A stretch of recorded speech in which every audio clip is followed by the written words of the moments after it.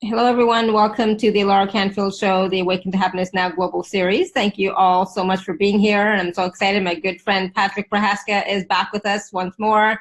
And today we're going to be talking about Lightbridge Bootstrap. And we're going to be talking about that. We're talking about how to get unstuck. We're going to be doing some activations or attunements and taking your live caller questions. So today, it's about how do you pull yourself up by your own bootstraps if you don't have boots, right? So I love the phrase and the question. How do you do that, right? So we're going to talk about all that and so much more. And for those of you who don't know Patrick, he's been on our show many times, and we love having him. It's always a high vibe show, high energy, lots of information and wisdom and activations and so on. And so as the founder of both the Lightbridge Academy and Charisma Coaching, Patrick has helped thousands of clients and students shine with personal power, joy, and authenticity. And Patrick is a creator of Lightbridge, a revolutionary system for healing and personal transformation that blends law of attraction, life coaching principles with beliefs, sculpting, and energetic activations. Through Lightbridge Academy, he offers training in the Lightbridge technique and has established a certification program for professional practitioners. He has a bachelor's degree in history of science and a master's degree in the religions of ancient India, and has studied countless healing systems, including Ayurveda, Reiki, Theta healing, aromatherapy, and so much more. Patrick is also the author of Brain Cells, Escape Your Mental Prisons, and other books about Lightbridge. Oh my goodness, I knew I forgot something. He lives in Southern California and is available for lectures, seminars, and workshops around the globe. So, Patrick, welcome to the show. And so, is it possible to increase your volume? You can't hear me very well? I can hear you perfectly. So a lot of times people don't realize that there are multiple volume controls on their computer. So it could be that your main control is turned way up, but another control is turned way down. So Yeah, so Barbara, just check your computer and put up your volume. So Patrick, while you talk a little bit about, being back on our show, what you've been doing lately, I'm going to go and pick up something, okay? So give me 1 second. Sounds good. So thank you so much and welcome everyone. It's always a joy to be here with Alara because she and I are good friends, go back several years. I visited her in Vienna a few times and we always have a magnificent time when we're together. We just click in a way that's really, really beautiful, and that's a little bit rare, you know. So I'm so happy to be here. I'm grateful to Alara. I'm grateful to all of you joining in. So Alara and I decided that we would be talking about how to get unstuck. And one of the reasons why this is so crucial is because you may have like certain arenas of your life that are flowing and everything is functioning on all cylinders, but then there's a certain specific area that's stuck. And no matter what you do, no matter how many healers you go to, no matter how many self-help programs you read, you simply can't get unstuck in that one arena of your life. And then there are other people who essentially are stuck in absolutely every dimension of their life. That the issue that keeps them stuck pervades their love life, their financial life, their personal power. So the goal that I have is to figure out how you get stuck in the first place and what to do about it. And the reason why I think this is so crucial is because in my practice, of course, I operate a healing system called Lightbridge. In order for Lightbridge to work, you have to be at a certain energetic place where you can take control of your life, take responsibility for your thoughts. You can begin to recognize that everything that's going on in your life is in some way conditioned by your inner state. That if you are in a frame of mind where absolutely everything is happening to you, you're a passive victim in everything, it's really hard to get traction with a healing system like Lightbridge. So I developed a course called Lightbridge Bootstrap, which is designed to bridge the gap between being completely and utterly hopeless and stuck and being able to take responsibility for your life and control and make changes. Now, the reason why I think this is so crucial is because for one reason or other in our like social environment in the political arena, there's a lot of contempt for people who are stuck. And we blame them for being stuck. And we essentially say to them, if you can't figure out how to do it yourself, then it's your own fault that you're there. And that's really, really sad. And it hurts everyone in society when we have an attitude like that. So the goal, several years ago, there was a professor at a university I was studying a religion class with. And he was one of those people that was really contemptuous of people who couldn't figure out how to take control of their lives. And he was basically saying that everyone needs to pull themselves up by their own bootstraps. And I asked the question, well, if you don't have boots, how do you go about doing that? And it kind of shut down the conversation right there, and I got a bad grade. But so that's what my focus has been the past 6 or 8 months or so on unsticking people who are stuck, essentially. So, yeah. Awesome. I love that. And, and that's one of my major themes as well in my life is like, we don't have to be stuck, right? That was the point of creating the Awaken to Happiness Now global series was to let people know that you don't have to be stuck, and there are resources and there are tools and there are ways to get unstuck and move forward with your life, right? So, because I was stuck at one point, but I quickly moved out of it. Or I don't know if you can call it quickly because, I was 42. It's all a process. Exactly. It's all good. So one of the things I wanted to mention really quickly before I forget, and this is why I went off screen for a second, was I wanted to share with everybody Patrick's latest book, right? Brain Cells, Escape Your Mental Prisons. So I just got this recently from Amazon. So it is available on Amazon wherever you are in the world because I'm in Austria and I got it. And, one of the things that I love about this book and about Patrick is that there is a way to change your life. There's a way to change your mental thoughts. People always say, well, I keep having this thing over and over again. I'm stuck. I can't change anything. Nothing is working. There are ways, there are tools. And so today we're going to be talking about, I'm sure Patrick's going to be talking about Brain Cells, Escape Your Mental Prisons, as well as the Lightbridge Bootstrap. It's all about getting you unstuck. It's all about changing your thought patterns, clearing, old traumas and beliefs and patterns that have kind of like become ingrained, but that still doesn't mean that they can't be changed. Right, Patrick? Absolutely. So some people wear their traumas and their negative thought patterns like a tattoo. It's almost like their aura is tattooed with a negative energy or an imprint of some sort. But tattoos can be removed. Yes. It's not an easy process. There is no magic wand where you just touch the tattoo and poof, it's gone, and everything changes in your life instantly. And I think that's one of the, I don't really think it's a myth, but it's a pervasive belief system that there should be a magical solution for whatever your issue is. Now, we all have these like grand life narratives that are playing out. And our life is like a very well-crafted story that's unfolding. And just think for a moment about your favorite movies or your favorite television show or a book or something. If you have a character in a book who suddenly has a personality transformation and they're suddenly living things that are out of character for them, you stop enjoying the book. You lose interest in it. So if success and joy and happiness are out of character for you, and it's unlikely that you're instantaneously going to shift into those things. It's always a process, and sometimes there's some moving backward as you're moving forward. There are lessons that need to be learned, and challenges that need to be faced.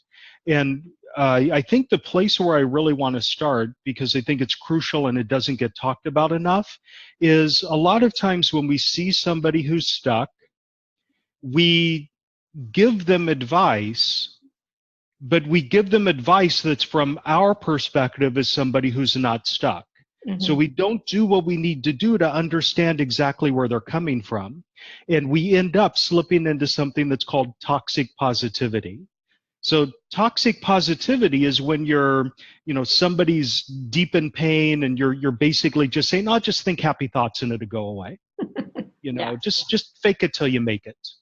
Um, Now, that may be valid advice from one perspective, but for the person who's in pain, that just is essentially blaming them for being in their pain.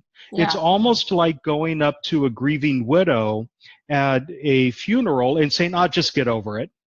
Life goes on, just get over it." Okay, that's twisting the knife. So toxic positivity is something that we all need to be aware of. And I think we all do it unwittingly at times. We all give the pithy advice without realizing that it's inappropriate for the person who's in pain. So we need to find ways to express what it is we're trying to say in a way that actually takes their pain and their perspective into account.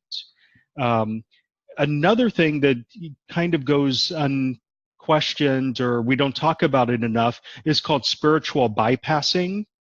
And it's a really toxic energy that some people have that is essentially saying that it is anti-spiritual to have human emotions. So if somebody is deep in grief, quite often there's like this attitude that, well, you should be over it by now. It's you being stuck where you are. That's anti-spiritual. Or shame is anti-spiritual. Or if you're a spiritual person, you should never ever get angry. Nothing should ever bother you. You should have pure equanimity. Now, all of those are human emotions that play a really valuable role in our emotional guidance system. And I firmly believe that none of us took on human incarnation in order to live a non-human existence. So that belief system that, oh, shame needs to be purged absolutely 100%. Shame is dark, it's bad, it's evil, get rid of it. You should be completely and utterly free of all feelings of shame. That's not spirituality. That's self-hatred, I would think. Shame, when you really think about it, the energy of shame is essentially a signal that you're stepping on somebody else's boundaries and you need to check yourself. And that's a very, very valuable thing for creating social cohesion. Right. The problem is we get stuck in shame, and after we get stuck in shame, we begin to spiral into patterns of living our life that's completely stuck, and we're like encased in mud after a while, and it's hard to get out. That's where the problem is. It's not the shame, it's the knee-jerk reaction of having that shame explode into something even bigger. So Well, yeah, so I'm babbling a little bit, but it's okay. Well, I mean, we are having a human experience, right? And so we are going to have human emotions, and it's okay to have the emotions, but just don't let yourself be controlled by the emotions, right? absolutely. And don't stay stuck in that emotion for too long. I remember saying in one of my calls, an emotion can only last in your body for 70 seconds. If it stays longer than that, it's because now you've tapped into it, you've got stuck in it, and you're like just gone deep into it. But if you just let it flow through you, it's out in 70 seconds. But we tend to get caught up in it, but we're going to have emotions, and they're not good or bad or right or wrong. It's just observing, and sometimes those emotions are telling you something about what you're thinking, what your thought process is, where you're at, and it'll give you some evidence, like you were saying, to check. Absolutely. So let me modify that just a slight bit. If you're having a feeling of anger, and the reason you're in anger is because that anger is sending you a message that you need to stand up for yourself in a certain way, but you don't do anything about it. You just wait for the anger to pass and you go on with your life. Okay, that's an invitation for more anger to come in. So I would say that if you do something about the emotion, if you listen to the message that it's sending you, and you take action in order to fix it, then the energy will flow through you and it will be gone. Yeah, exactly. You have to be aware of what that is triggering, like there's a reason for the anger showing up. but it's not about then suddenly, being angry for 5 hours, is what Yeah, I'm saying. The actual emotion doesn't have to stay that long. of Uh, course. Now, how many of us on this call have been taught that we're not supposed to be angry, or mhm. that we're not supposed to express Yep. anger, or there are certain people, such as your father or your mother, that you're never supposed to express anger toward. Those are the people that we get mad at the most when we're growing up, and sometimes those are the very people that we're forbidden to Mhm. ever express anger to. So what do we learn to do? We learn to push it down, or we learn to direct it at a third party who's uninvolved. Right. So Yeah. both of these are really dangerous patterns for human beings. If you push that anger down and ignore it, it gets stuck in your energy field and you become an angry person. You kind of exude this energy of contempt everywhere you go. Mhm. And that colors your relationships, it colors your romantic relationships, your work life, and so forth. And people naturally avoid you. The Mhm. only people that gravitate towards you are the people who enjoy anger and drama. And then everything kind of mushrooms. The second solution is even worse, where somebody will feel anger, they know they can't express the anger in an appropriate way, so they find a third party to dump it on. Mhm. And this is how bullying begins. This is how the shadow begins to emerge. This is how we begin to project. We learn to project what we hate about ourselves onto other people and punish it in them. So, and a lot of this happens in early childhood as we're being trained. These are the places where people get stuck for their entire lives. Right. Yeah. So, Yeah, absolutely. Yeah. I mean, and it becomes a pattern, and it becomes your way of being, and you don't even recognize it. Sometimes you don't even know, right? And so a lot of times, people don't know how to shift out of that, and they can't shift out of it automatically unless they have like a near-death experience or something, right? And they don't know how to transition out of that or move into a safer way of being, or a more holistic way of being, or a more empowered way of being. Um, so let's talk about the bootstrap analogy. So, you know, okay. I guess boots with straps, those were like back in the olden days, right? All I can think of are like cowboy boots. They have the straps on them. Yeah, but it's a really common expression, and you Yeah. hear it a lot here in the United States, especially among more conservative-minded people. So there's the belief system that people who grow up in an impoverished state or Mm-hmm. an underprivileged state, that the amount of support you offer them should be limited, because otherwise, if you support them too much, you make them lazy.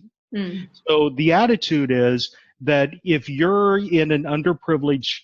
grow up in an underprivileged environment, you should be able to, through your own power, lift yourself up, pull yourself out of the mud by grabbing a hold of your bootstraps and just pulling them up and out.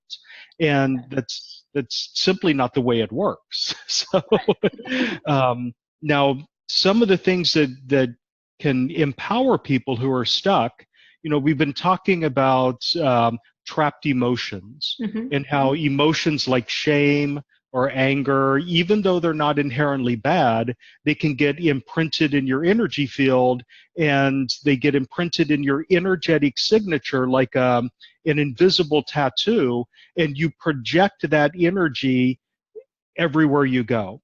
So in a sense, your energetic signature is like a symphony. It's thousands of different notes being played Mm-hmm. all at once.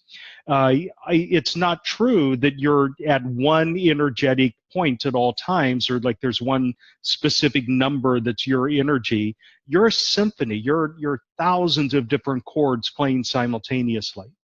And the tattoo on your energy field that's left over from a traumatic experience um, gets encoded into your energy field. It's like a sour note Mm-hmm. that plays in the background of the symphony that you're constantly broadcasting. And whatever energy you broadcast to the world, whatever energy you project, gets reflected back to you. So that invisible tattoo, whatever it is, it's constantly projected back to you. Yeah. And it creates opportunities for you to relive that experience, even if you don't remember what the original trauma was. Mm-hmm. And in some cases, it gets encoded into our brains, and we develop triggers. We develop like tripwires that can cause us to cascade into anger or cascade into jealousy, cascade into shame with no control whatsoever. So one of the first steps is to kind of soothe the trauma that created the triggers and release the triggers so that people can live their lives not reactively but proactively.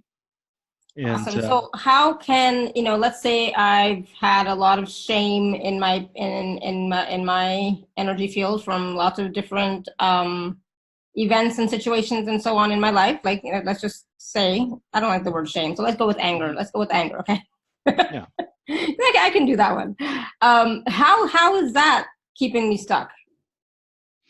Yeah, it keeps you stuck because what happens is as you broadcast the energy of the shame, as you broadcast the energy of the anger, you begin to attract into your life people who are angry and shameful.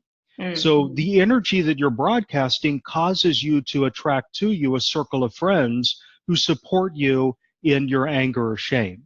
So they'll tell you that you deserve to be angry or that it's right for you to have an emotional reaction of some sort.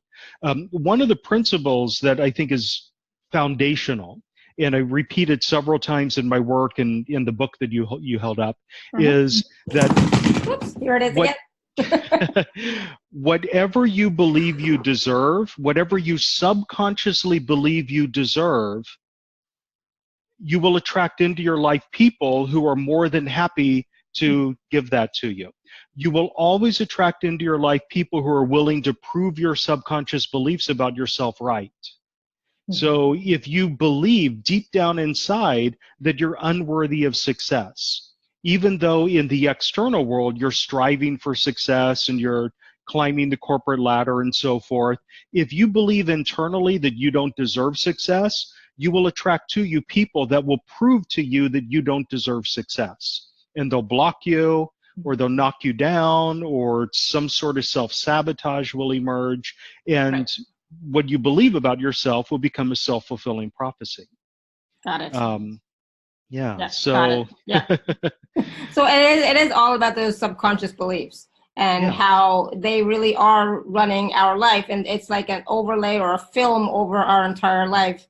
Those subconscious beliefs, what we believe about ourselves, and sometimes we don't even know what they are. But I think that if you really do go, do a real honest introspection of your life, you'll know what those are. Most times, some of them, maybe not all of them, but some of them. Go ahead. Well, a lot of people are not in a place where they can honestly look at their lives. All of us have a shadow. All of us have those elements of ourselves that we're so embarrassed about or ashamed of that we kind of shut them off. We all have fractured personas. And when you have a fractured persona, it's really hard for you to, objectively analyze what's going on in one of those fractures. So if I, for example, let's say I was shamed as a child. Let's say that I was a young child exploring my body in a natural, normal way, and my mother came along and slapped me and screamed at me and said, "Never touch yourself," or anything like that.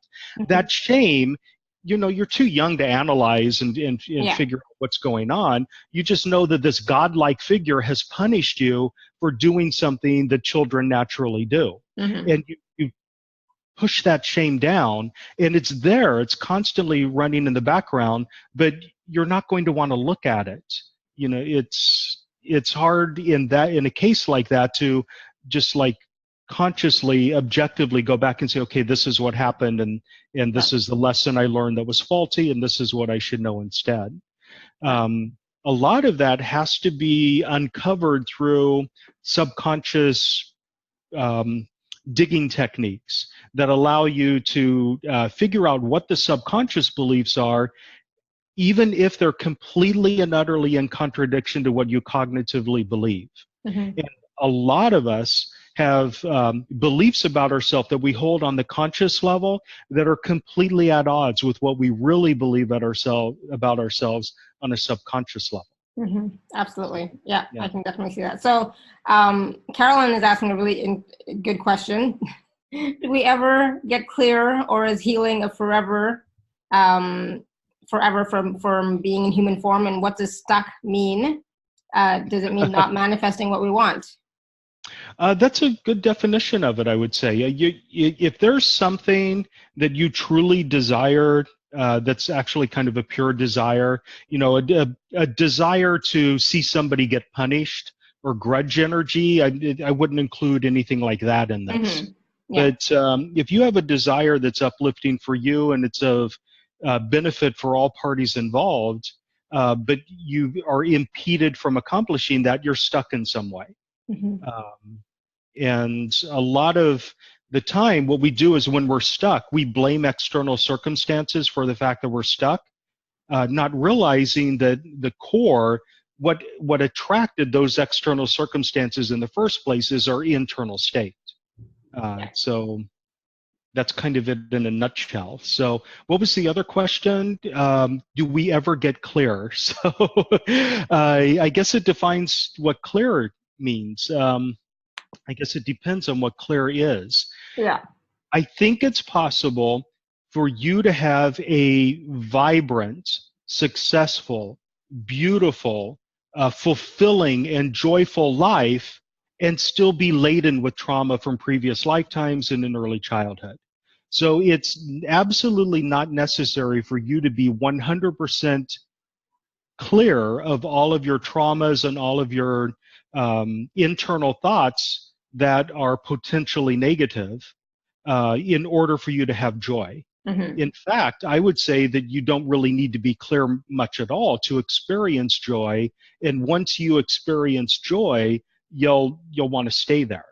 So so the not manifesting what you want, there's usually something stuck around that, not being worthy, not willing to receive, not willing to change things, maybe, not right, Caroline? I think she said she's on the phone somewhere, Caroline, if you can just unmute yourself. Hello. There you are. So let me put it this way. There are many, many different reasons why you might be stuck. So the most common ones involve belief systems, like primary foundational belief systems such as, it's impossible for me to have this, it's forbidden for me to have this, it's dangerous for me to have this, I don't know who I am if I do have this, or another way of putting that is, the problem that I'm in right now defines who I am as a person, and I won't know who I am if I get rid of that. The current situation serves me in some way. So those are like some of the really common reasons why people are stuck. And it could be any or all of those. And sometimes the reason that you're stuck is actually in a different arena of your life. So it can be fairly complex at times. An example of that.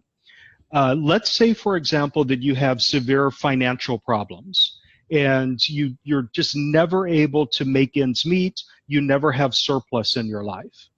And you assume that the core reason for that has something to do with finances and deserving money. It could actually be the case that you have a horrific fear of romance. And not having money is the easiest way for you to avoid romance. So not having money serves the purpose of dealing with the trauma in a completely different arena of your life. And sometimes our blockages are interrelated in a circular fashion. For example, I can't lose weight until I start exercising, but I can't start exercising until I lose some weight. So that's is like a circular thing where you need to disentangle those and address them separately. So are you speaking of that because you're talking to me directly? Probably. Did that resonate with you? So yes, I was so laughing do I have too. It's like, oh my goodness. fear of intimacy? Mm-hmm. Yeah. So, That would be a yes. And money problems, you know, so it's like. Yeah. I just say what pops out of my mouth, so it may have been directed at you because you raised the question. Some people might look at me and say, you don't have money problems because you have a full-time job, and I have clients on the side as well, so I'm really busy with my gifts and my regular job, but I still can't pay off my mortgage. So yeah, so you're still not living in surplus. You don't have money flow. I mean, you have money flowing, but it's never enough for you to have more than just making ends meet. yes. So now you said something really interesting that kind of struck a chord. It's that other people say that you have money.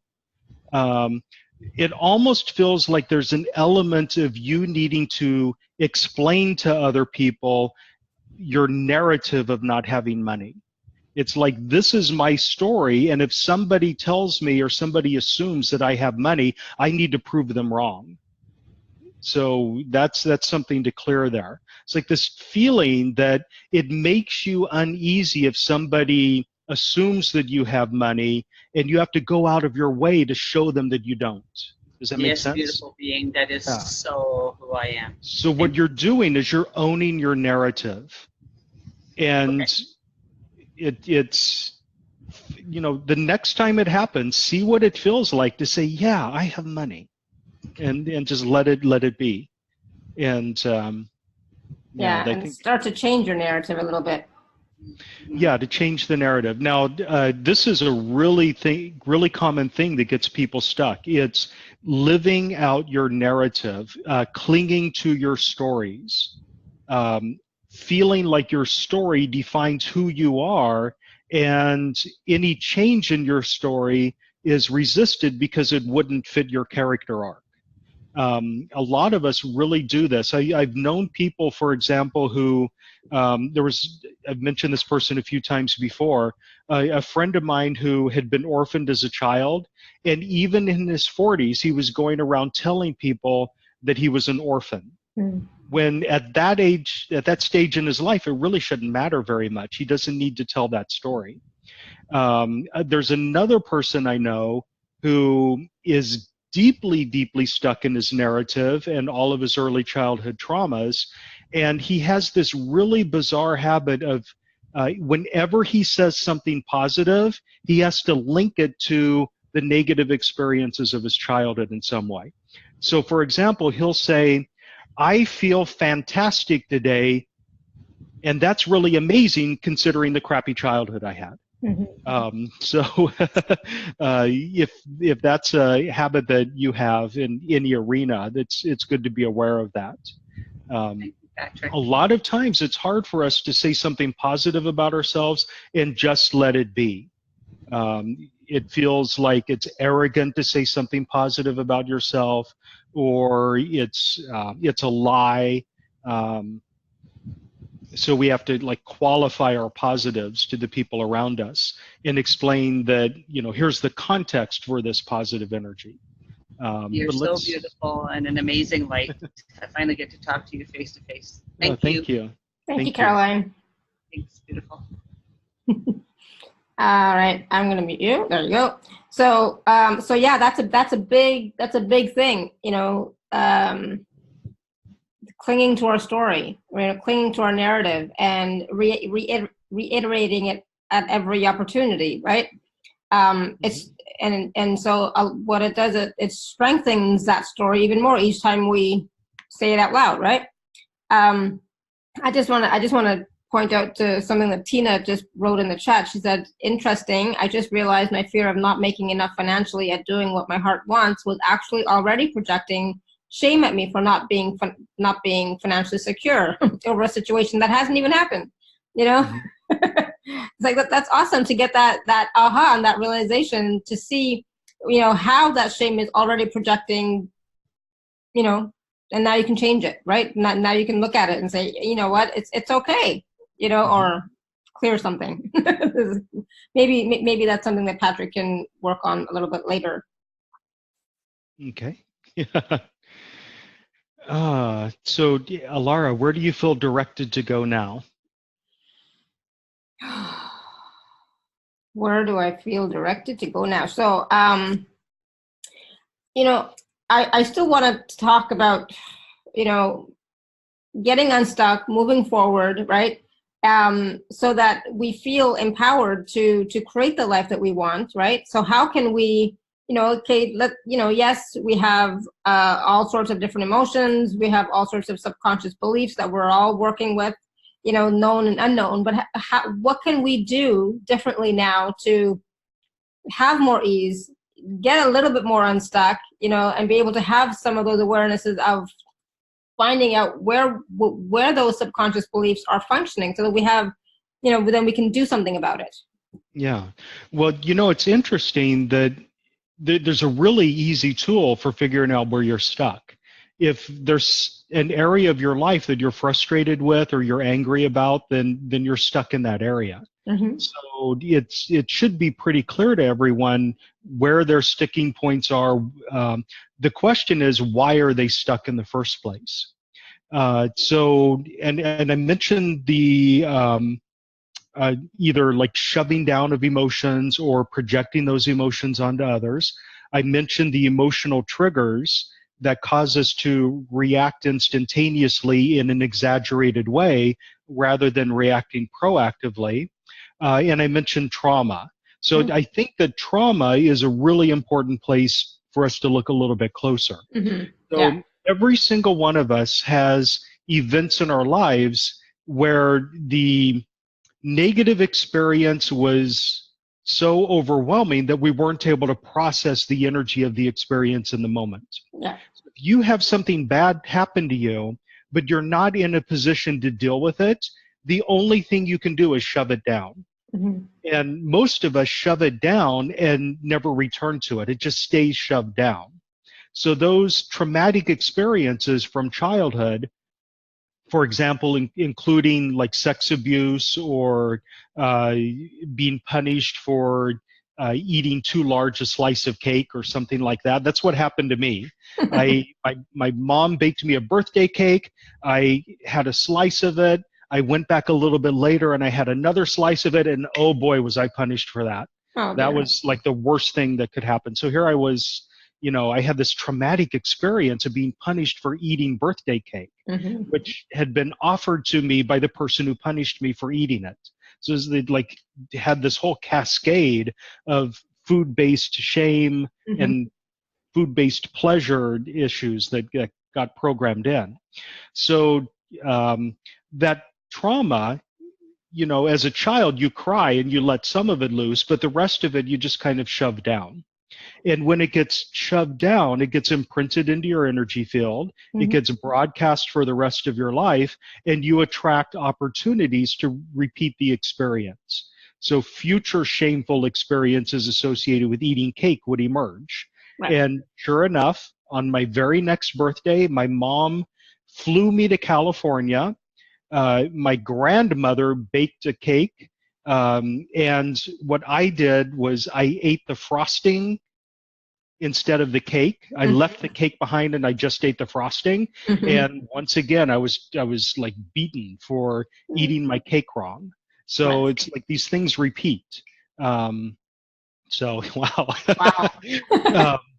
So when you have a traumatic experience, it doesn't need to be something as explicit as sexual abuse or incest or being punished for eating wrong. It can be day-to-day frustrations and day-to-day disappointments. The same thing happens when you live disappointment over and over and over again. You eventually just shove it down. Mm-hmm. You learn to cope with the pain. You develop strategies for tolerating the pain, and instead of releasing the pain, you just program it in. Right. You come to a place where you expect the pain. And whatever you expect, you create the energy for in your life. So by having the expectation that bad things are going to happen to you, you are like setting the stage for those bad things to emerge. And then they do, and then that's like self-validating evidence that your expectations were true, and it just all circles deeper and deeper and deeper and gets more firmly entrenched. Right. So what can we do about that? What can you do about that? So you don't always need to know exactly what the trauma is. What you need to do is get to a place where you can remember the traumatic experience if you want to, without reliving the traumatic experience. Mm-hmm. You need to get to a place where you can be reminded of the traumatic experience without falling into the energy of the traumatic experience. So the trauma, that energy that's pushed down, needs to be neutralized.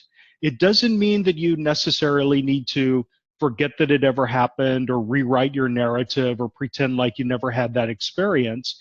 You have to like clear the energy that the experience sparks in you, so that it doesn't resonate anymore in the present.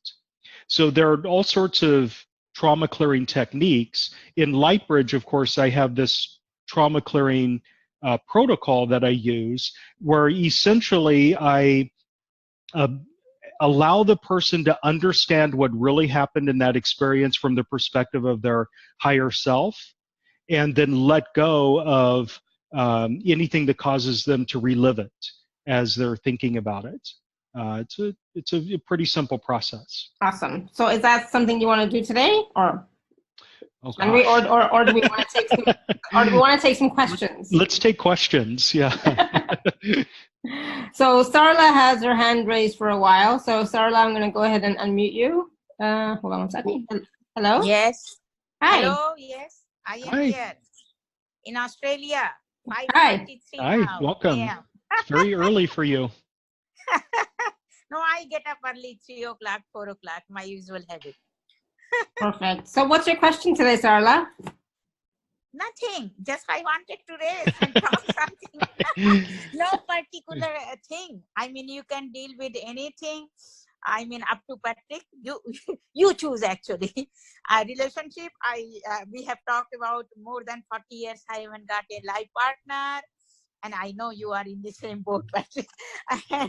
and all, it is not that I am, I would love to have that much wealth that it is flowing in saucer, so I can share rather than, that.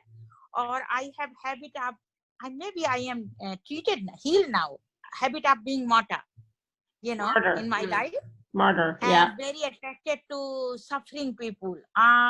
Just all over the world, any suffering, I want to, how can I heal and help them? Okay. So you pick up. Yeah, I'm giving you choice, Patrick. Okay, awesome, Sarla. Thank you. I let me kind of connect him with everyone who's here on the call right now. And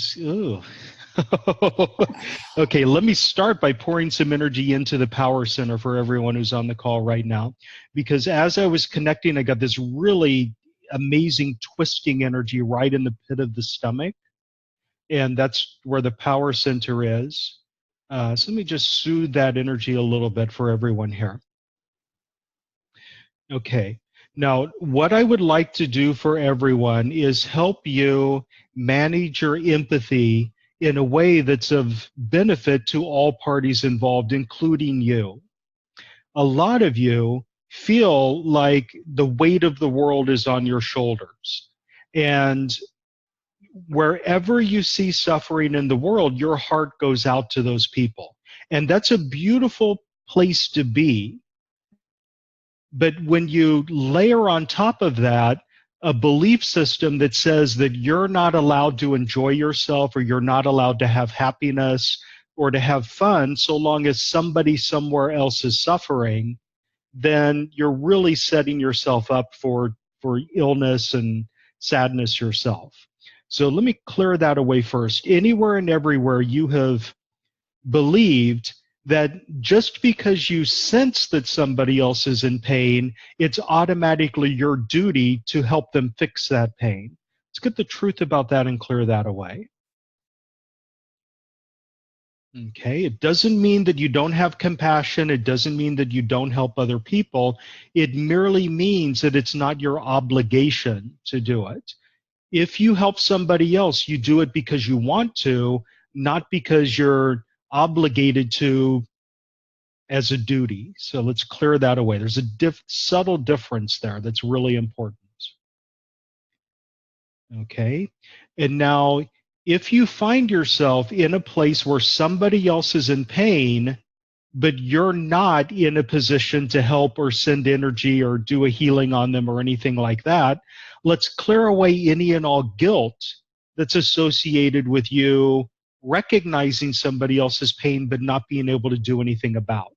So a lot of you carry a huge, thick film of guilt that's enmeshed in your empathy.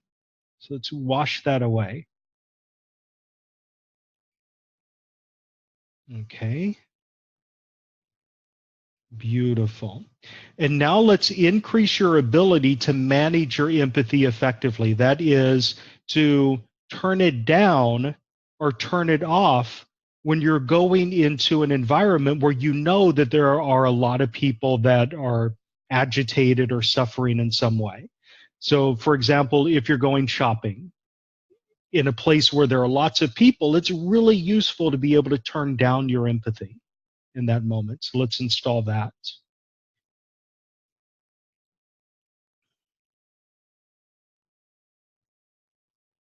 Okay, and then for Sarala in particular,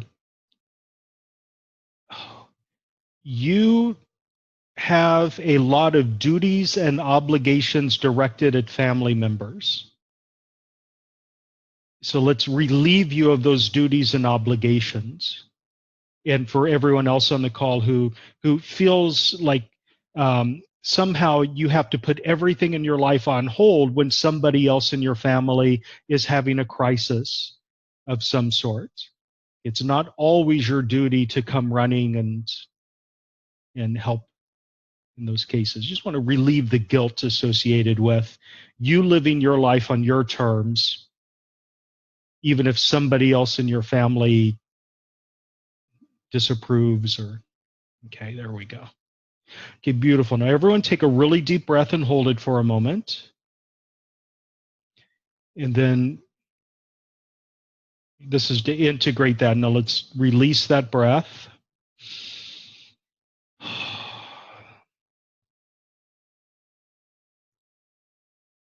Okay, there we go. Okay, and I see Alara's yawning. That's a good sign. That's always a good sign. So. Yes, thank you. Hold on, Sarala. I see you talking. 1 second. Go ahead. Sarala, yes? What were you saying? Yes, yeah, I loved it what you did, you know, family obligation. Yes, if somebody is suffering more, life-threatening, I will hold my healing and put money for them to be healed because there is more important. I do for love actually, but what Patrick did, yes. It is awesome. It is just my heart. That's me, you know. Yeah. You know.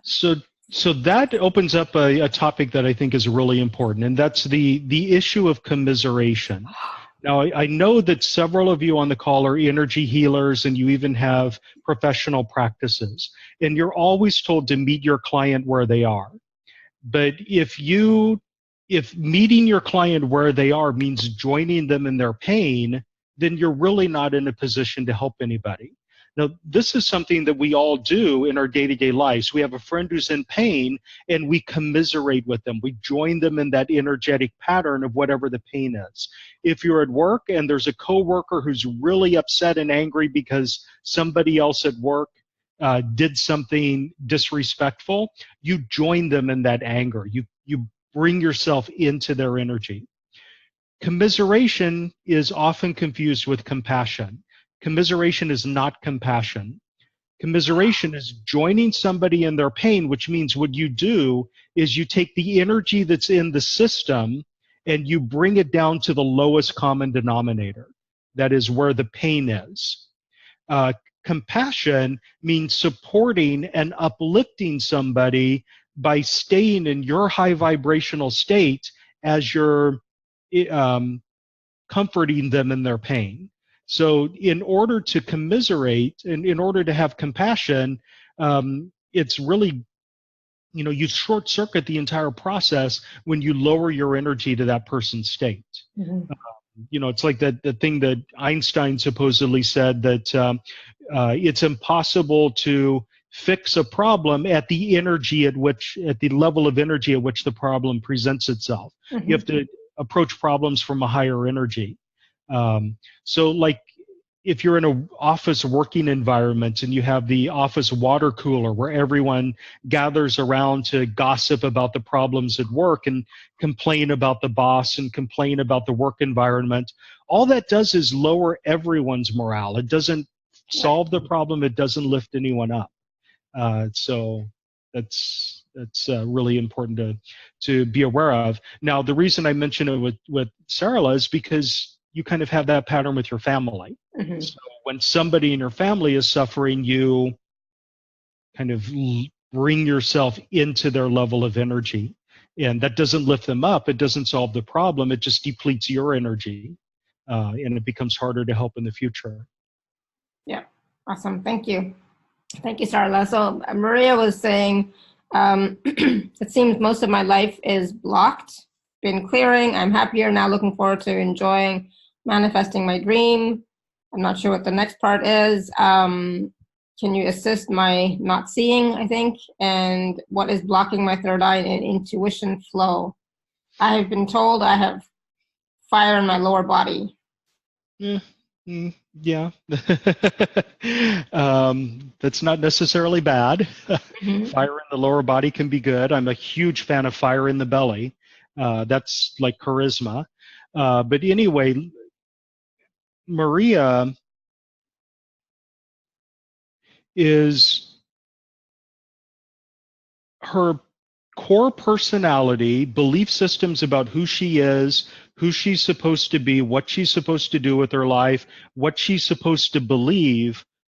All of that, almost all of that, has been imposed upon her by family members and religious figures and authority figures.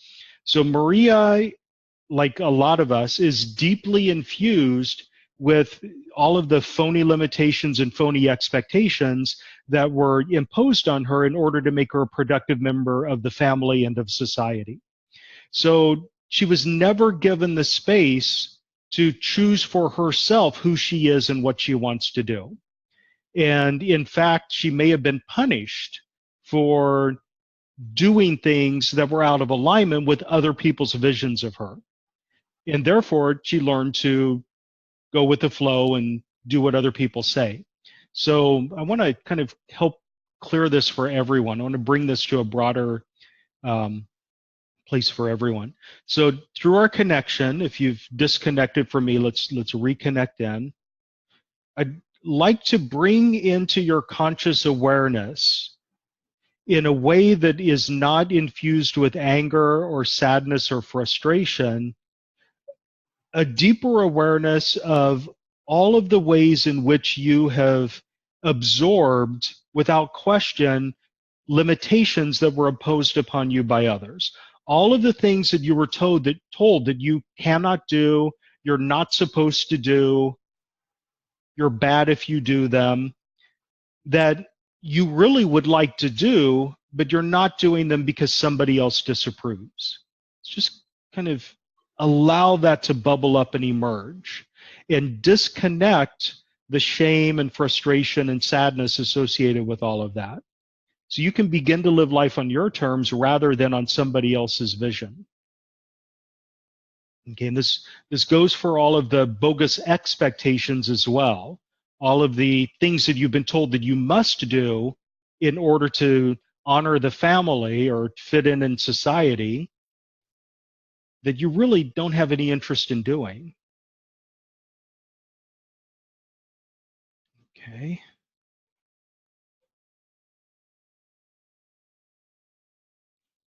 Okay, but the core principle, just going a little bit deeper than that, is never having been given permission to choose for yourself who you are and what you want to do with your life.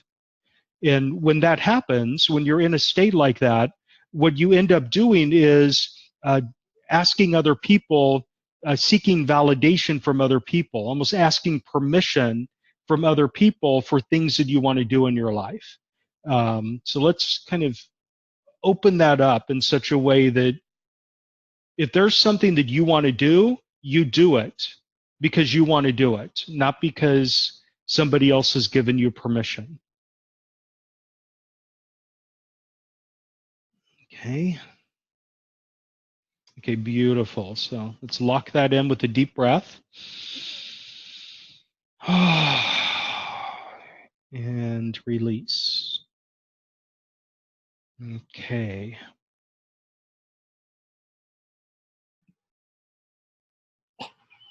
Okay. That was a heavy duty one. It's like, oh my goodness. Yeah, that was almost too broad.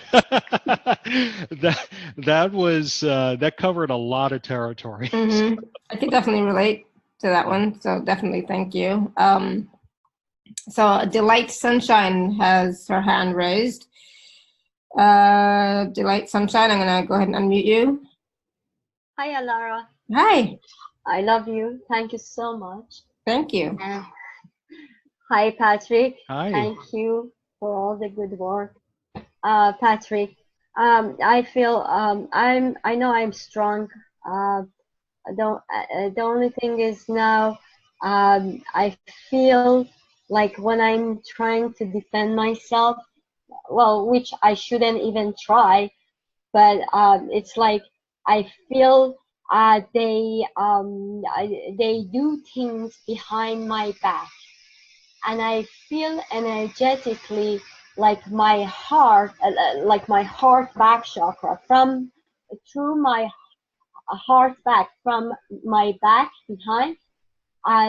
They inject their manipulations, and when things happen, instead of me being able to be confident and to defend myself, somehow, maybe because my back is open, it needs to be closed to have protection. So I have my own power and to defend myself. If you can help me with that, I really appreciate that. Because So, when it is like this, who is they? okay, I think. it is okay. For example, whomever they did black magics, or right now there is a case which they are misusing their power, Okay. and they are also I feel they use their black magic or their inner power or power to manipulate. Okay, so let me clear that fear first of all, because it's absolutely essential to clear that. If you have surrounded yourself by people who want to practice black magic on you, there is something inside you that is attracting those people, and that's where we need to end up. So there's something that is causing you to attract those people to come into your life. Now, I want to challenge and flip on its head a different opinion of what's going on. Because when you immediately started talking, before you even got the first sentence out, rather than being unprotected, it's clear to me that your body is very, very heavily protected with all sorts of heavy shielding that's weighing you down. You are encased in body armor, and you're walking through life with an energy of bracing for impact. And when you're overprotected, when you're wearing all that body armor, when you're walking through life bracing for impact, the energy that you're projecting out into the world is bad things are happening to me, I need to protect myself, and then that's what you attract. So let's kind of flip this over. It's not that you're unprotected, it's not that you're wide open, It's that you're overly laden with protective barriers. So let's clear that away. Let's actually, first of all, develop an awareness of how you have kind of closed inward like this, and you're bracing for impact as you're walking through life. It's like your energy is like squeezing inward. So let's open that up and loosen that and remove that shielding, because that shielding essentially has like printed on it like a kick me button. You know, the whole point of having the shielding is to protect you when somebody kicks you, and therefore it invites the kick. So you need to remove it. It's like the opposite of what you were expecting. Okay, now the problem with doing this is it feels uncomfortable, it feels awkward, it feels alien for you not to have that shielding. So you're in resistance to letting it go. So let's kind of allow it to slip off of you naturally over time and increase your level of comfort opening yourself. Okay. And now for everyone on the call, if you find yourself in a position where you're attracting into your life people who attack you, people who criticize you or put you down, who put curses on you, who do black magic against you, let's get to the core of whatever it is inside you that's broadcasting a signal that says, those are the people I want in my life. And let's eradicate that right now, whatever it is. Okay, and let's strip it out of your narrative, the stories that you tell about yourself. Strip it out of your history. Strip it out of your family history.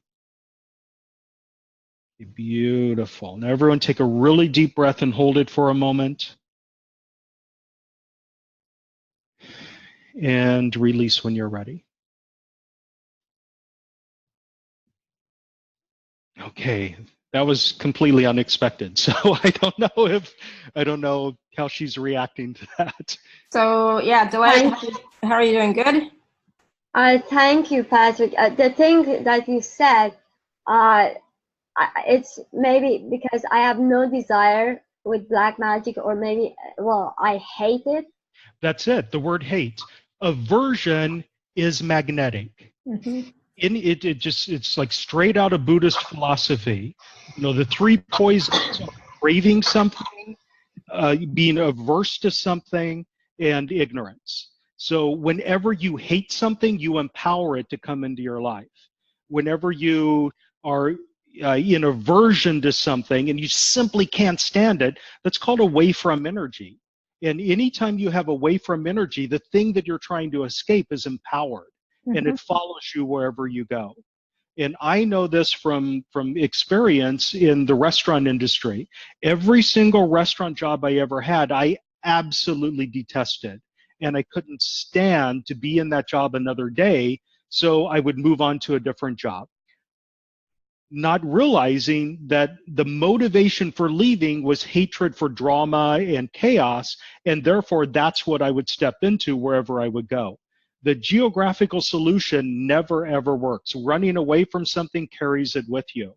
And sometimes it gets worse and worse and worse and worse until you finally learn the lesson that that's not what you're supposed to be doing. So for me, like, what I should have been doing, the energetic orientation I should have had, was if I was dissatisfied with my current job, I needed to pour my energy into what I desired instead, and think about all the conditions of the dream job that I really wanted to have, and then search for it, rather than saying, I can't stand it here anymore, I'm leaving now. So yeah, that's Yeah, so thank you for that, Delight. Yeah, so you know what they say, whatever you resist persists, right? Yeah. Yeah. Awesome, thank you. So we're going to take a few more questions in just a moment. It's just a few minutes. We're having a request for something specific, so we're going to do that in just a minute. But I want to talk a little bit about the Lightbridge Bootstrap program.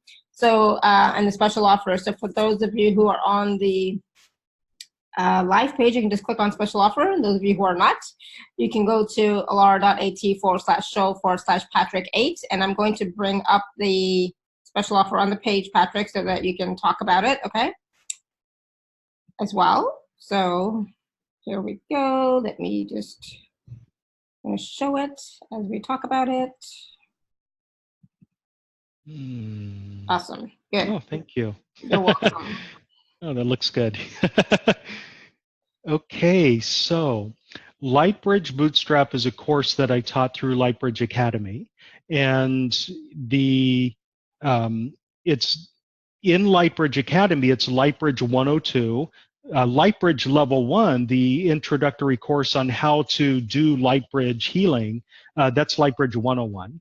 So this is like a supplemental course for that course, but it is a beautiful standalone. I just taught the course about 6 weeks ago, and I have to say that it is, of all the courses I've ever taught, it was by far my favorite. When I was developing it, everything flowed and fell into place. As I was teaching it, I had more fun than I've ever had before, and I think it shows in the product, in the course itself. So the course has a number of different lectures and energy alignment sessions. The very first lecture is like an opening video lecture that was recorded live, in which we talk about how people get stuck, why people stay stuck, what people can do about it, and we put some special emphasis on issues like toxic positivity, spiritual bypassing, family traditions, and so forth. The next section is that's kind of paired up. There's a mini lecture on the hostile universe, which is being in the belief system that the universe is against you, that the universe is hostile, it's a dog-eat-dog world. If you believe that the universe is hostile, then you will live in a hostile universe in your experience. And then there's an attunement session to clear that belief system. And then learned helplessness. We all know what that is. It's that feeling of nothing is ever going to work for me, that gets hardwired into the brain. And once it's wired into the brain, that's the only thing you know to live. So learned helplessness, and then there's a clearing session on victim consciousness. Next, there's the issue of self-worth. If you don't believe you deserve happiness and success, you will sabotage happiness and success when it comes to you, and you'll attract into your life people who want you to be unhappy and unsuccessful. And then we have a self-love Lightbridge attunement session after that. Self-love is the key to absolutely everything. If you can love yourself exactly as you are right now unconditionally, it opens the gateway for you to improve yourself in all sorts of different ways. Next, there's the issue of energy and grudge energy, envy and grudge energy. And grudges are extremely poisonous. It's the feeling that somebody else must suffer in order for you to have relief or to be happy. And when you want somebody else to suffer, you block yourself from ever being happy. You inflict suffering on yourself. And envy is that feeling that you are angry at somebody else because they have something that you don't. Well, if you're angry at somebody for having something that you don't, you're blocking yourself from having it, because ultimately you would be angry with yourself if you did have it. So we do some clearing on that. Self-confidence is the next infusion attunement session. Next, there's resilience, which I think is the key to almost everything that I do. Resilience is the ability to process setbacks and challenges with grace and ease. And it's the ability to recover quickly when you do have a setback, such as a physical illness or an unexpected bill. And then we do a resilience attunement session. Next, there's the issue of commiseration, which I've already talked about. And then we have our closing Q&A session where we kind of tie together some loose ends. And that final session's a video session. And then there are some bonuses. There's an attunement for optimism. There's a trauma clearing session. There's a mini workshop on money flow. and opening up multiple streams of revenue. And then there's a mini workshop on brain power. And those were recorded live, and I think they're about 90 minutes long each. So they're pretty powerful. And the package is $97. When you register for it, you'll get instructions on how to enroll in the class in Lightbridge Academy. And that's where it's housed. Awesome, thank you. Yes, you'll get all the information about how to access the program. Really easy. So it's not hard, but you do have to register for it on the Lightbridge Academy, meaning create an account and a password. But yeah, all of that for $97. Also, please do take a look at it. And this is a surefire way to help you get started on getting unstuck in different areas of your life, and have those patterns, you know, those subconscious beliefs that are, you know, that tattoo we talked about slowly gets lighter and lighter, you know, because it does take time. There's no magic pill or magic bullet, so it's not like automatically, but you will start to notice a difference and a shift in your energy field and the way that you start to think and what you start to see and experience in your outer world. Right, Patrick? Absolutely. Very well said. Awesome. Thank you. And so those attunements are, you know, attunements, clearing sessions, downloads, you know, they're a combination of all of that in those sessions as well. Right? Because sometimes, you know, we use the word download, sometimes we use activation, sometimes we use attunements.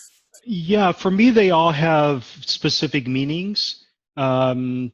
So not to get too technical, I typically don't use the word download because download implies information coming from an external source. And all of this is already inside you. All of this knowledge, all of this information is in you, and you just need to allow it to emerge. You need to remember what you've forgotten. So download isn't, you hardly ever hear me use that word.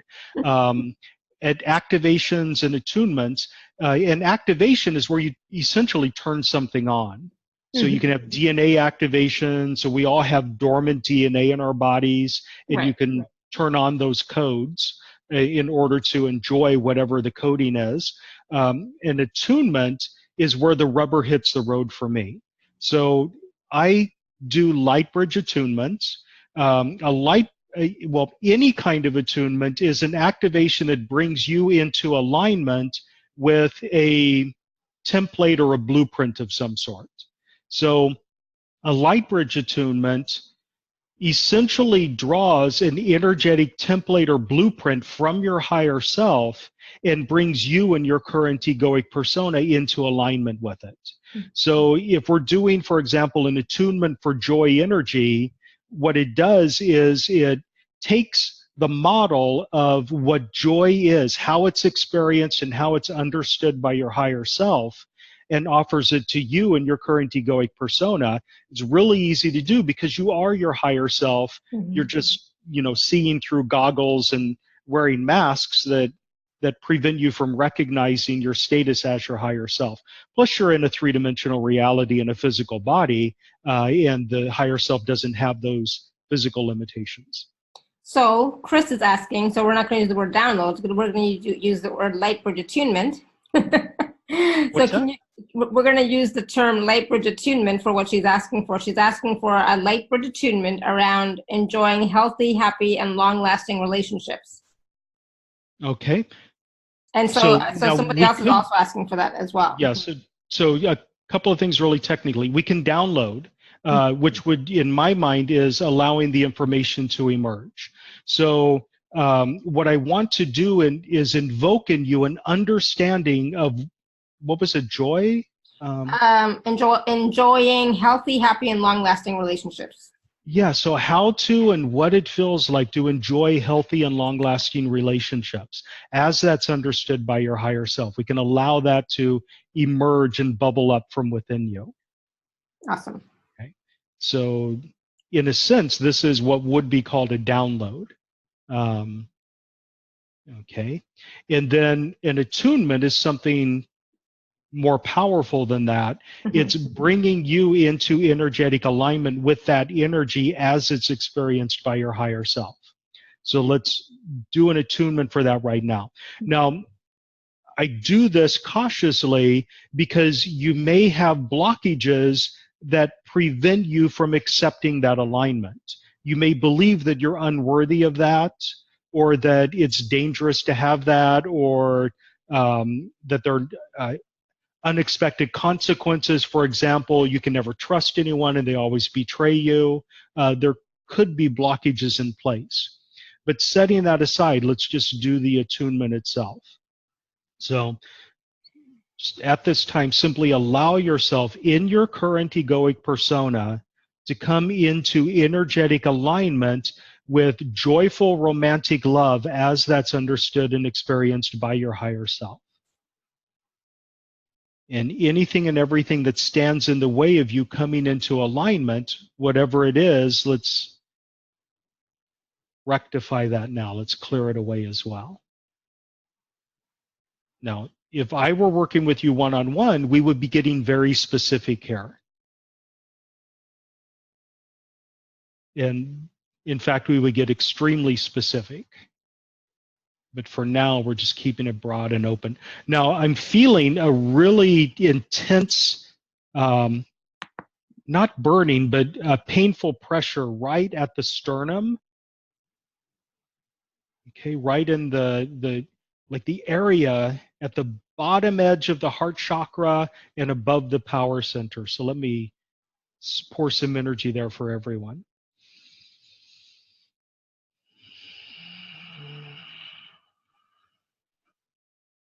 Beautiful. Everyone take a deep breath and hold it for a moment. And release when you're ready. Okay, beautiful. Awesome. And I thought there was something else, but I don't see it now. So awesome, awesome, awesome. Goodness, yeah, I'm feeling that one now still. So me. Yeah, I'm feeling some lingering melancholy after that. Like there's, for some reason, the experience or the, okay, what I'm picking up is in a few people, there's a feeling like joyful romantic relationships are too late for me. I'm too old for that. It should have happened 30 years ago. So let me kind of modify what I did with the belief system that it's never too late for joy. Mm-hmm. Beautiful. There we go. Because in at least one person that sparked sadness. Like the feeling that you were left out of that because you were beyond a certain age. Right. Okay. Awesome. Thank you. Thank you, thank you, thank you. They're saying, anybody else got any, hold on one second. Yeah, they're liking that one for sure. I thought there was some, did anybody else have a question? I thought there was something, but I can't find it now. So I was talking about, so when. Yes, can I ask a question? Oh, go ahead, Linda. Yeah, Thank you. go ahead. Sorry. Are those glyphs behind Patrick? Oh, there's a very close friend of mine who's a painter. He lives in Kansas. His name's Christopher Prouty. And he's told me that they don't mean anything. He just drew what he saw. Now, he may have been tapping into something, and somebody has told me that they've seen those glyphs elsewhere. But when I asked him what they were, he said, oh, they're just squiggles that I saw in my mind, so I put them on the painting. Okay, sorry. That's okay. Thank you. Thank you, Linda. Yeah, I have always wondered. It's like, oh, what are those behind you? All right, so I got no more questions that I can see, or that I part of me is like, So I wanted to ask you now about, like, we're doing these attunements and these downloads, what should we be doing after today? Because it's not just a matter of just receiving downloads, receiving attunements, and that's it. We also have a responsibility to do something. Yeah, so it's never a passive type of thing. So if if you have any belief systems that are picked up from like the Western medicine model, so you in Western medicine, you go to the doctor and you like lay on the table and they do something to you, they do the operation, and then they send you on your way. So you're like this passive receptacle for whatever the healing is.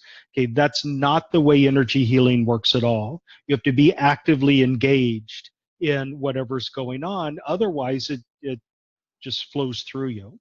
So one of the things that I often say is there are no magic wands. Now, there are magic wands. There absolutely are spectacular magic wands, but you can only wield the magic if you're taking responsibility for making the magic happen. So there's that saying from, I think it's James 2 in the Bible, and I'm not Christian myself, but James 2 in the Bible, that faith without works is dead.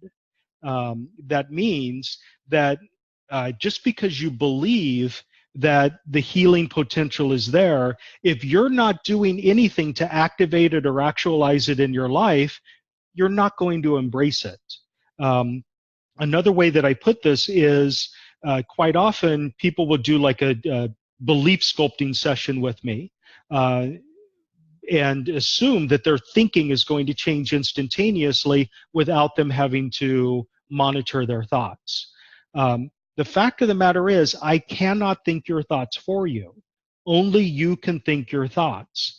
And if you have a negative pattern of thinking, if you're constantly, expecting the worst and stewing about bad things that happened 30 years ago, and you're constantly allowing yourself to shift into an energy of pessimism, well, that's you. That's you doing it. And you can have all the activations in the world, unless you take control of your thoughts, nothing's going to change. Another dimension of this that's really important is that a lot of times I'll have people come to me wanting me to like fix a problem that's in their life, but they don't want to change anything that created the problem in the first place. They're unwilling to shift their belief patterns. They're unwilling to shift their assumptions about the world. They just want the pain to go away. And you can make the pain go away, but that's always a temporary thing. If you wake up every single morning and you make yourself a cup of coffee and then you put a teaspoon of rat poison in the coffee every morning, and then you go to the doctor and say, I'm sick, I need a pill, my stomach hurts, would you give me medicine to help this? And the doctor gives you an antacid to help you with your stomach.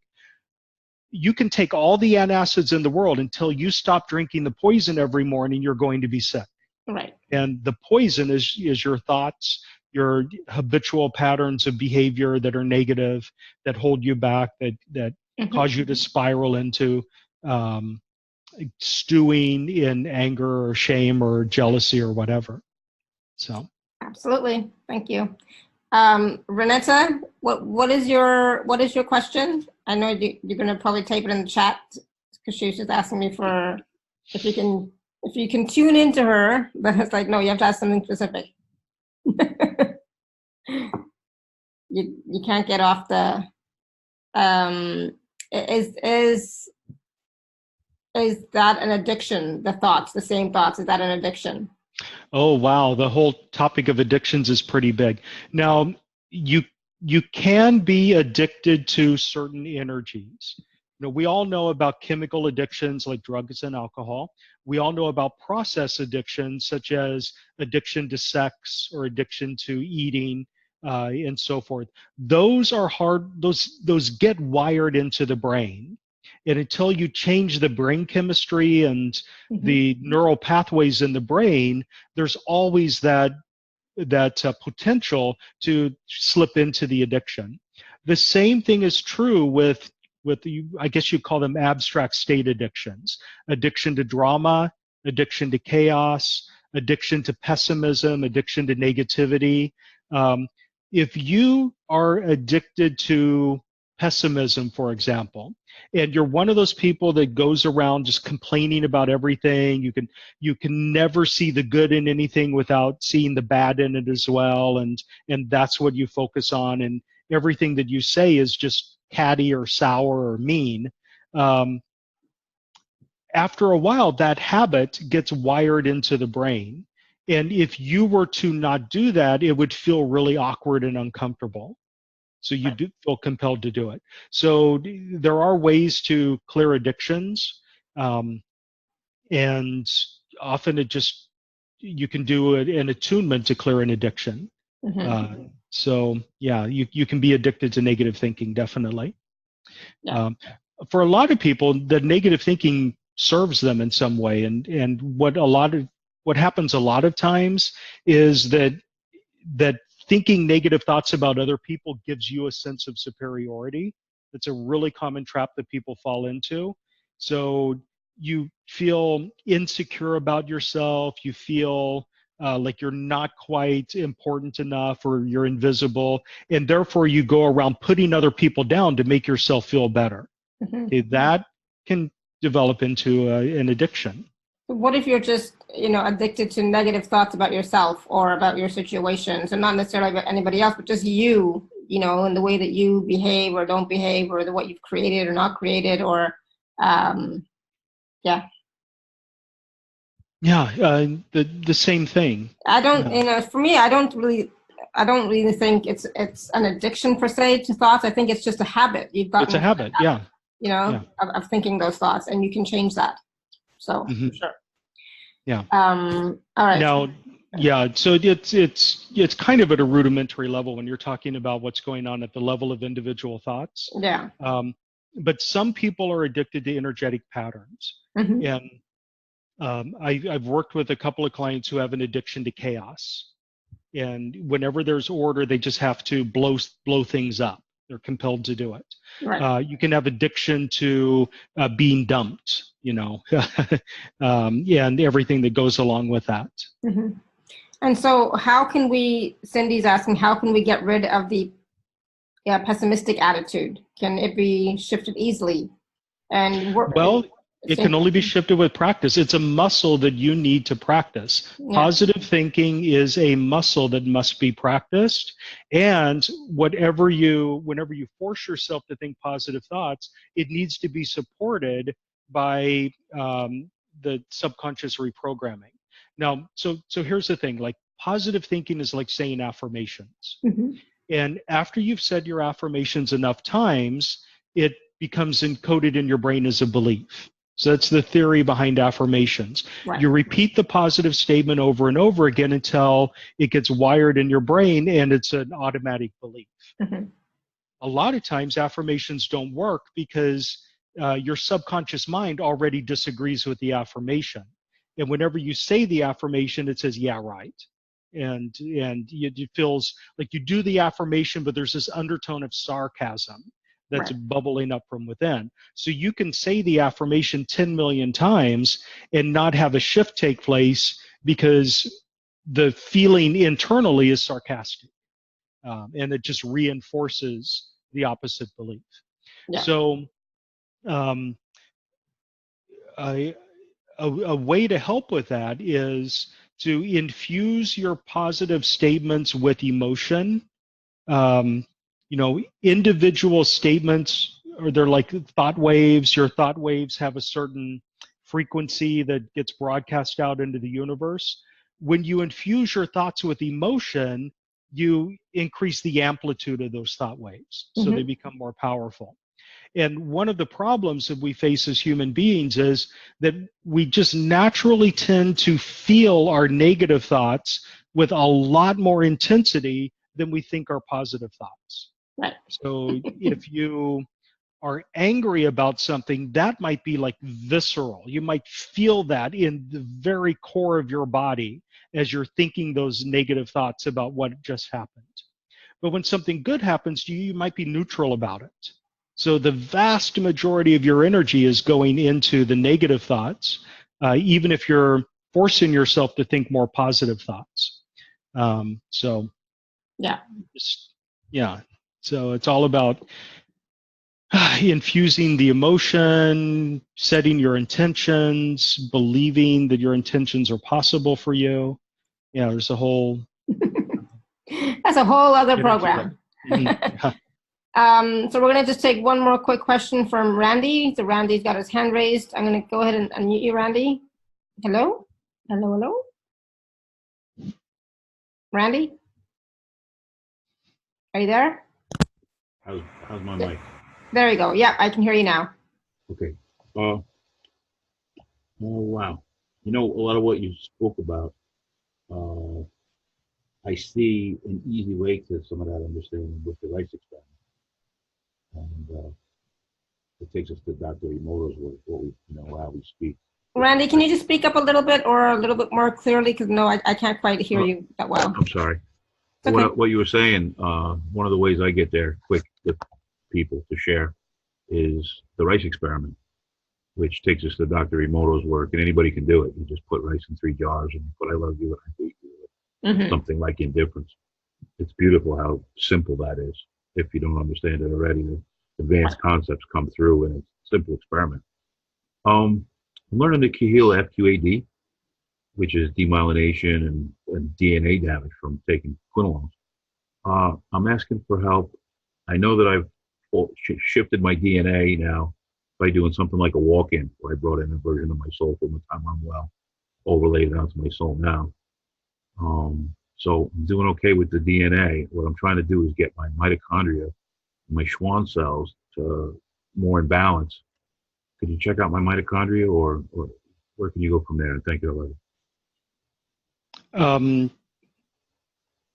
I feel like you've done what you need to do. In fact, you might be trying too hard. Oh, that takes me back to an interesting story. Yeah, so let's just allow it to unfold with grace and ease on its own terms and its own timing, which will be faster than if you're trying to force it. Yeah. And a lot of times when you try to force something, you slow it down. And that's kind of what's happening here. It's almost like you're trying too hard to accomplish this goal, and by trying too hard, you're blocking it. It's been 13 years digression, and now I'm trying to get back into balance with. It's funny.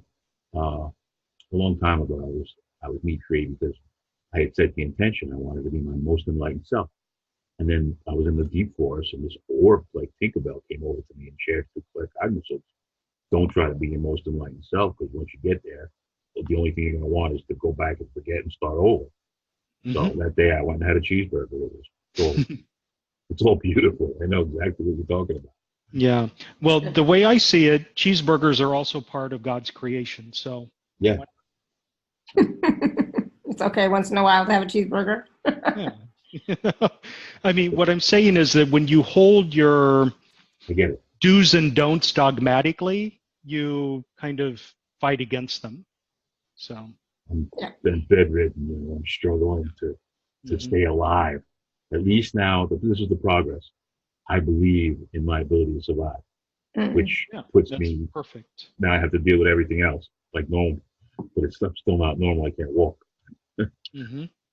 Okay, so you just kind of surrender and allow it to unfold, and it will unfold faster than forcing it. Thank you for that. It feels right to me.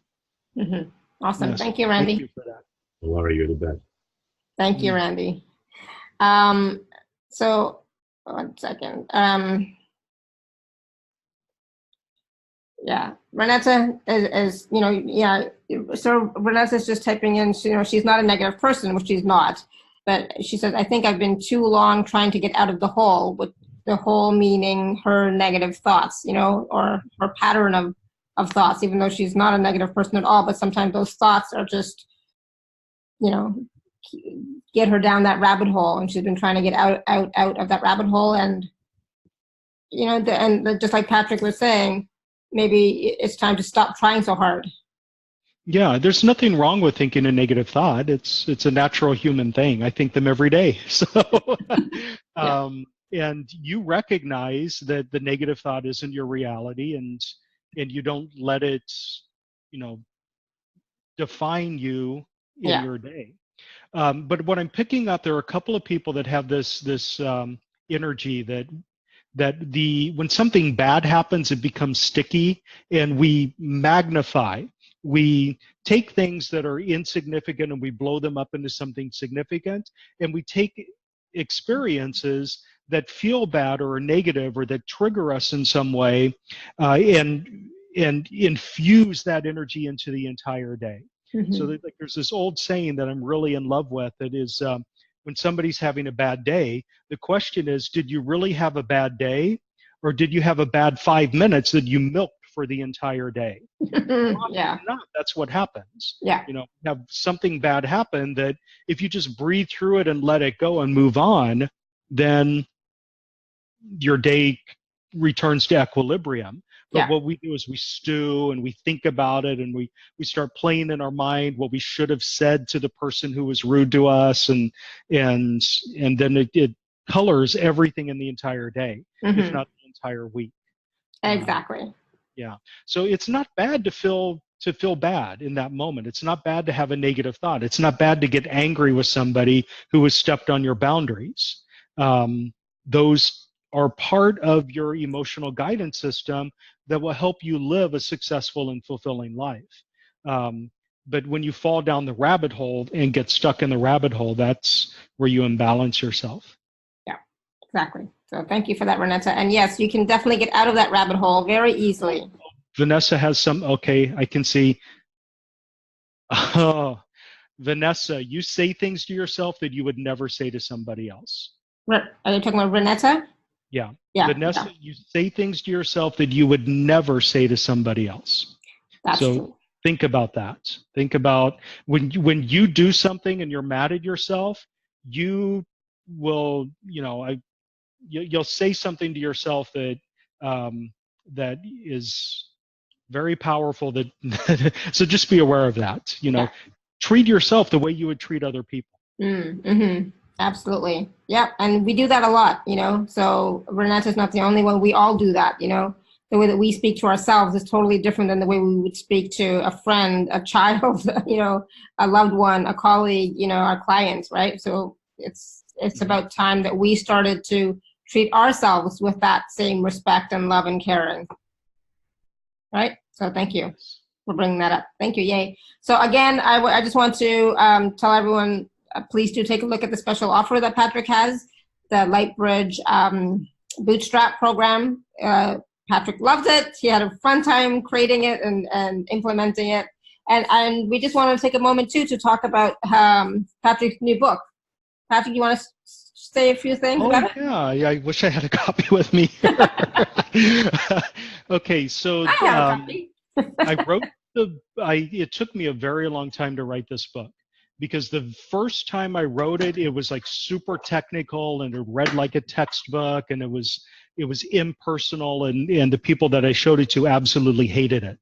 So then I rewrote it, making it really super personal, and it came off as like arrogant and self-centered. So I think I finally found the perfect balance.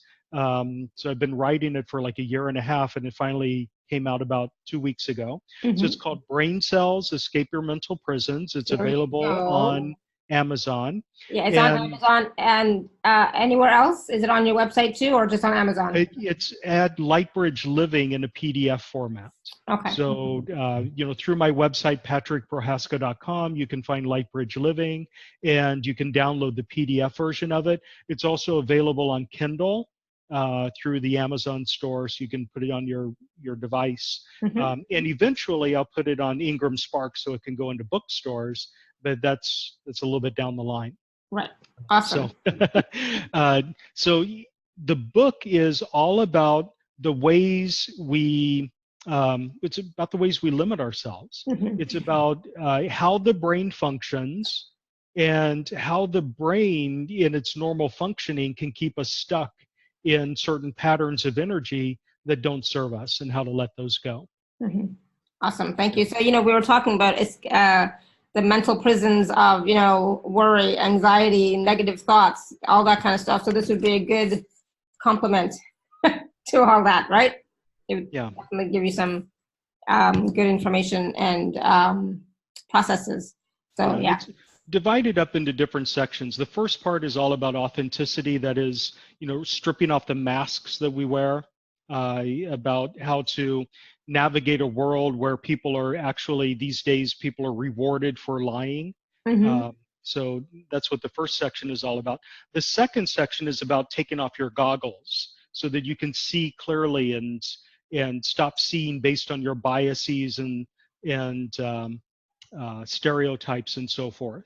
And then the third part is about removing your body armor, which I was talking about with, I think it was Delight, Mm-hmm. Yeah. removing the body armor that causes you to have that brace for impact energy. And then the next part is on victimhood, about removing like that invisible target on your back, that kick me sign that's painted on your back. And then there are two other sections after that. So. Awesome. Thank you. So Giovanna just says Bootstrap is one of my favorite training courses. Oh, thank you. Thank you. That's awesome. Awesome. Thank you, Giovanna. And so yeah, so again, you know, take a look at the program, the course that's available at alara.at/show/Patrick8. And yeah, there's a lot in there, lots of attunements, lots of wisdom and teachings as well to help you get clearer and to help you start to move forward and get unstuck so that you can create the life that you want, have more joy, have more peace, have more ease, have more financial prosperity, whatever it is that you're desiring that you're stuck with, right? Because, you know, we're all stuck in different areas, right? And so this program can help you to start to get unstuck so that you can have more clarity, more ease, more freedom. So thank you, thank you, thank you. Thank you. And thank you everybody for all your questions. I think I got to everybody, I may not, but thank you for all your questions and comments. Yeah. Can I add one more thing? I saw what Reverend Randy wrote, and I really think that's very important for everyone. Sometimes when we're stuck, we end up living in survival mode. Mm-hmm. And one of the tragedies of living in survival mode is that we forget our divinity. So always have memory of your divinity. We are divine, right? My voice is going. Why is my voice going? But yes, we are divine, and it's a matter of, you know, we don't have to just survive here. We can thrive, and we can have joy, and we can have peace, we can have ease. I mean, I know for myself, I've experienced so much more happiness and joy, you know, in the past few years than all my life before that. You know, and this is crucial because when you forget your divinity, you begin thinking of God or your higher power or source as something that's lofty and distant and far away from you that you're disconnected from. Mm-hmm. And I know there are lots of religious traditions and so forth that teach that you know, if you were to stare into the face of God, you'd be burnt to a crisp, that sort of thing. Yeah. You are God. God is inside you. So exactly. Yes, absolutely. And you know, part of the purpose for life is to reconnect to that, or just connect to that, to know that, right? Yeah, and well, to reconnect to it, but also to realize that you were never, ever, ever disconnected from it in the first place. Yeah, but people, you know, anyways, yes, people have a hard time understanding that they are God and that they're always connected. And that's the thing, we forget that we're always connected, never separate. You know, it's just our thoughts, you know, that teach us that we're separate, or the collective, or the, you know, the world teaches us that we're separate when we're truly not. So come back to your heart, come back to your core essence of you, and, you know that you are God, know that you are divine. And when you start to do that, your whole life starts to change, and it's amazing. So thank you, Patrick, so much. This was, again, so much fun. I was really feeling a lot of the energy from the attunements, you know, so I'm just going to suggest to everybody, drink some water, walk around, you know. And Patrick, do you want to disconnect? Yeah, let me disconnect from everyone energetically. As I'm disconnecting from you, ground yourself in whatever way you like the most. And that's really important because sometimes when people work with me, they get dizzy and lightheaded, and yeah, there we go. Okay, thank you. Awesome. Yes, thank you. And thank you, everyone. And until next time, may you continue to be blessed with an abundance of joy, peace, love, happiness, prosperity, and radiant health. Sending you all much love and blessings always. Thank you. Bye for now. Bye.